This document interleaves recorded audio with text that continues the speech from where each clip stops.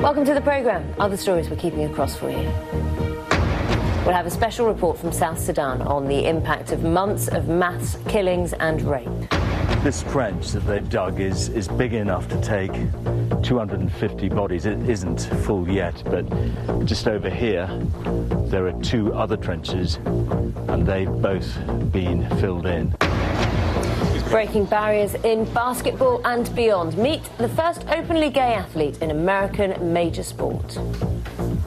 Hello, I'm Sally Bunlock. In business, we'll have expert analysis of what's happening in Scotland today, plus smartphones, smartwatches, smart everything. The Mobile World Congress kicks off in Barcelona, and we're there to give you the latest tech fix. And the rich are getting richer, the poor are getting poorer. Nowhere is it more apparent than in Africa. Can changes in taxation help solve the problem?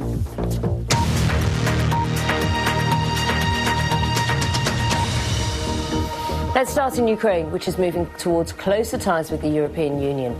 The new interim president, Alexander Turchinov, said that would be a top priority. The EU's foreign policy chief is going to Kiev for more talks with the new leadership. In contrast, Russia has recalled its ambassador to Ukraine for consultation in Moscow on what it described as the deteriorating situation in Kiev. With the latest, here's Simon Clemison. Ask people in Kiev what they did this weekend and they'll tell you they overthrew a president. Into the early hours, thousands continue to occupy a now calm Independence Square. But there are two Ukraines. Welcome to the east, where the streets are also full of protesters, but those who are against the revolution. Here they speak Russian, look to Russia, and until 48 hours ago had a president who embraced closer cooperation with a country they were once a part of.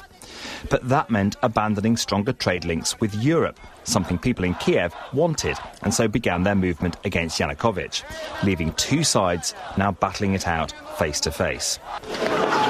While the international community is concerned about the country breaking up, with some worried about a new east-west split on the continent, an acting Ukrainian president has been appointed. Speaking on television, Alexander Turchinov supported the idea of allying with the EU.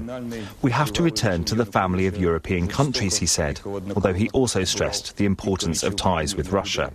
The statements that I've seen that he's made are encouraging, namely, on the one hand, reopening discussions with Europe, but on the other hand, maintaining good neighborly relations with Russia. And this is the kind of split the difference thing that I think he needs to do in order to hold a very divided country together. Baroness Ashton, who's a senior figure in Europe, will visit Kiev today to discuss EU support as politicians around the globe look at where next for Ukraine. A partition of the country would not be acceptable. The Ukrainian people will determine their own future. They want to be Western, Bob. That's what this whole hundreds of thousands in the square was all about. They don't want to be Eastern. In just a few short days, Ukraine has moved through the height of unrest to ousting a president and the search for a political future, with the world watching intently. But unity and stability are now at stake. Simon Clemison, BBC News.